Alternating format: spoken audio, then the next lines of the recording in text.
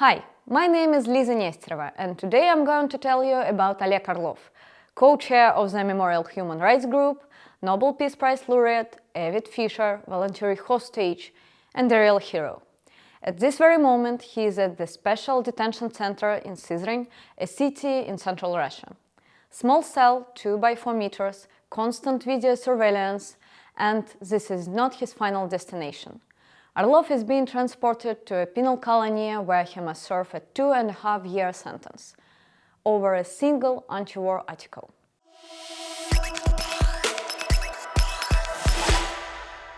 Oleg Orlov was born in 1953 into a family of an engineer and a school teacher. His father, initially a convinced communist, gradually cooled towards the Soviet regime. This is how Orlov himself talked about it in interview with Mediazona. I remember how I was accepted into the Pioneers organization. It was the happiest moment in my life. At the Vladimir Lenin Museum, near Lenin's own car, an old Bolshevik woman tied my pioneer's tie. I come home, I'm so happy, and I'm constantly talking about how happy I am. But in return, I see skepticism. Nobody in my family tells me that it's bad, but they don't share my enthusiasm. According to Orlov, by the age of 15, he himself already formed an anti-Soviet attitude. He was listening to the BBC and Voice of America, read underground literature, samizdat that was produced inside the USSR, and tamizdat that was smuggled into the country. He mastered the Soviet doublespeak. At school, you couldn't repeat things that were talked about openly at home. Despite his love of history, Orlov took his father's advice and went on to study biology in college. The humanities are always under constant surveillance of censors in dictatorships. By the beginning of the 80s, he was working at the Institute of Plant Physiology of the USSR Academy of Science. In 1981, Orlov held his first protest. He constructed his own printing device and began making anti-war leaflets against the Soviet war in Afghanistan. He pasted leaflets around the city, acting alone in the middle of the night. You realize that a crime is being committed and that it is impossible to do nothing. Doing nothing is worse than doing something. I was terribly afraid. Maybe I experienced the greatest fear of my life at that time. In the years to come, it was less scary than it was back then. But less than a decade had passed and Oleg Orlov was no longer alone. In the late 80s, he became part of the fledgling Memorial, a movement that spoke out about human rights violations in the USSR, sought to rehabilitate the repressed, free political prisoners, and at the same time collected and preserved evidence and documents about state terror. Memorial members were both human rights activists and archivists, as well as creators and keepers of a unique library. In 1991, the movement was registered and renamed International Historical and Educational Human Rights and Charitable Society Memorial. The USSR was collapsing, and by that point Oleg Orlov was working at the Russian Supreme Soviet, Russia's supreme government institution, which became a point of attraction to democratic forces. He was defending the White House where he worked during the coup of 1991, when hardliners of Communist Party tried to seize control of the country. Tanks were sent to take the White House, but soldiers joined its defenders. There was an amazing feeling of unity with the mass of people, happiness that so many people had come. And of course, that moment when the column of tanks under the command of Major Yevdokimov passes through the crowd as it passes, and the tanks turn around from the White House, you see, it really was happiness. Then Orlov traveled as an observer and human rights defender to all of the hotspots of the former USSR. He saw the war in Armenia and Azerbaijan, Tajikistan, Moldova, in the zone of Ingush-Ossetian conflict. First came Nagorno-Karabakh. Orlov recounted. This was difficult work because you had to look for real facts. I must confess that we soon began to realize that we had been deceived by the size and were wrong in our assessments of events. Well, it was the first time we had done anything like this and succumbed to deceptions. But the main thing was that we were able not to take one side unconditionally. That was very important. In 1994, the war in Chechnya broke out. Together with Sergei Kovalyov, who served as chairman of the Human Rights Committee under the President of Russia, Oleg Orlov again found himself in a war zone. A year later, a unit of Field Commander Shamil Basayev attacked the town of Budyonnovsk in Stavropol region. They captured at least 1,200 people and held them in a local hospital, demanding the withdrawal of troops from Chechnya and recognition of its independence. Oleg Orlov was one of the human rights activists who volunteered to be a hostage in exchange for civilians. The site in the hospital was jarred. The corridors were packed with hostages, people sitting on the floor, the windows were broken, and there were bullet marks on the walls. Naturally, we were immediately taken to Shamil Basayev. He said, "Well, do you want to see what's going on here? Well, doctors, show them." The doctors took us around the hospital. They showed us dead. They showed us the body of a woman whose ventilator has been switched off. After negotiations, Basayev agreed to sign an agreement to release the hostages. After receiving volunteers, deputies and human rights activists to replace them, he immediately released pregnant women and women with children. In 2004, Orlov became a member of a presidential human rights council, but resigned from it in protest when Vladimir Putin said that murder of journalist Anna Politkovskaya in 2006 did more damage to Russia than her publications. In 2007, Orlov traveled to Ingushetia. The republic was protesting against the rule of then President Murat Zazikov. People protested against corruption and lawlessness of the security forces. Local opposition members were kidnapped and killed. On the eve of another opposition rally, Oleg Orlov and a group of journalists were seized in a hotel by masked men and taken to a field. They were robbed of their phones and equipment and severely beaten.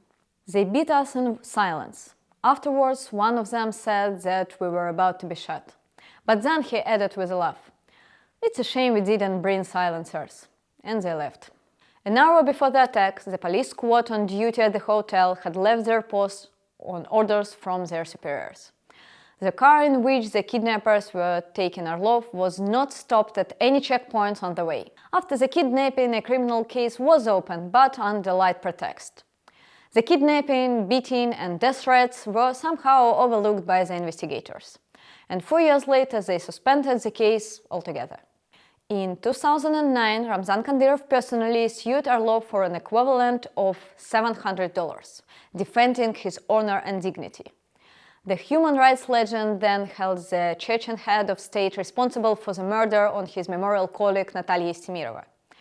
A year later, at Kadyrov's request, Orlov was also sued for libel, but the court unexpectedly sided with him. In March 2023, Oleg Orlov was prosecuted yet again, that time under the article of the Criminal Code on discrediting Russian army. The case was based on the Human Rights Defender's anti-war column. Here's what it said. The bloody war unleashed in Ukraine by Putin's regime is not only mass murder of people, destruction of infrastructure, economy and cultural objects of this wonderful country. It's not only destruction of the foundations of international law. It is also the heaviest blow to the future of Russia. What dark irony! Not long before the case against Orlov was initiated, Memorial received the Nobel Peace Prize. The case against Orlov was considered for almost 6 months. All this time he was under travel restrictions and continued to support other political prisoners. For example, he came to the court to visit the Ukrainian human rights defender Maxim Butkevich, who went to the front to defend his homeland, was captured and received 13 years in a Russian maximum security prison. In his closing statement in court, Oleg Orlov said, "It won't be long before our country emerges from the current darkness, and in this inevitable change, the community around Memorial, along with our allies in Russian civil society, holds significant merit, a merit that cannot be erased." The court imposed a fine of about $1,500 on him, but the prosecutor's office was dissatisfied with such a lenient sentence, and the case was returned for a new trial. Before the second trial started, Oleg Orlov was declared a foreign agent. This status is used by Russian authorities against activists, independent journalists and politicians. It requires a person to go through endless audits of their finance and mark all their publications with a special disclaimer. But also carries certain risk for anyone who interacts with a foreign agent of being branded as such as well. That's why for the second trial, Orlov refuses to call witnesses for the defense. Following the Soviet dissident tradition, he decided to simply boycott what was happening in court. He refused to testify himself and to question the witnesses of the prosecutions. Throughout all the hearings, Orlov kept silence and quietly read Franz Kafka's novel The Trial. Orlov wasn't placed under arrest, he only had travel restrictions, so he came to all the court sessions himself.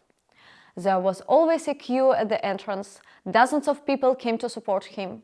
Before entering the courthouse, Orlov would try to say hello to everyone, have a few words with them, have a smoke, and thank them for their support.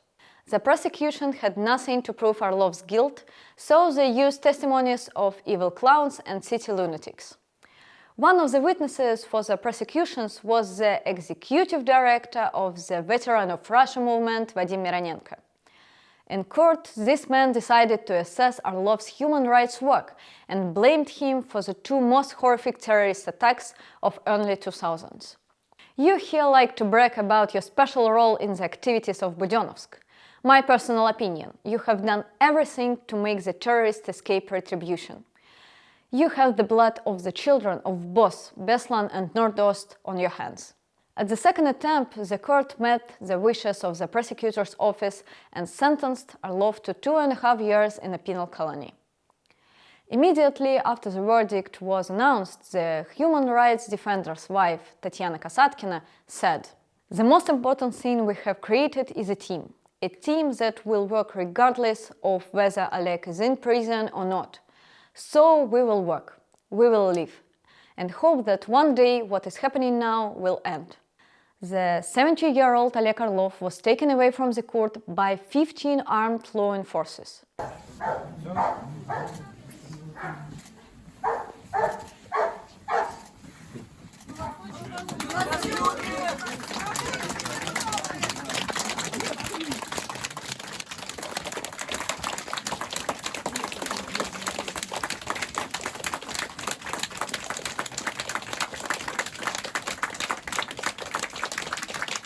From the detention center, on the judge's instructions, he was escorted to the court every day to familiarize himself with the case file and minutes of the sessions. That's what happens before an appeal is made. But there is a twist. Orlov was taken out of the detention center before breakfast and returned late at night. At times he could sit in the cold convoy room all day. He caught a terrible cold there, began to lose his hearing, and could not get to the prison doctor because of daily trips to the courthouse. Despite all of this, Oleg Orlov decided to sue the Ministry of Justice over his foreign agent status. But as soon as the human rights defender's lawsuit was filed with the court, he was escorted out of Moscow. This was against all the rules, because his appeal wasn't considered yet. And it happened exactly on the day when Orlov's wife Tatyana received the first permission to meet with her husband. The visit, of course, did not take place. Before the second verdict in his case was carried out, Oleg Orlov compared the Soviet Union and modern Russia in an interview with Mediazona. He insisted that civil society has now a harder time than in his youth. In the late USSR, there were at least some rules of the game. Terrible, but understandable and predictable. Now nobody knows what else the authorities can pick on. At the same time, Oleg Orlov himself remains optimistic. Despair does not overwhelm me now. Despair gripped me when the war started in Ukraine. Just like many people here in Russia, I was gripped by despair for a while. But despair also gripped me during the First Chechen War and at the beginning of the Second Chechen War. We, members of Memorial, has experienced this before. And now, I'm not alone. There are a lot of us, a lot of like-minded people. Yes, those who are ready to talk about it openly are a minority, but we don't have to sing about loneliness. That's why there is no despair at the moment. We are very lucky to have Oleg Orlov as our contemporary. He shows by example that we are not alone, that there is hope, and also that we still have a lot of work to do. Support political prisoners, keep the memory of important things alive as Memorial does, and most importantly, do not despair.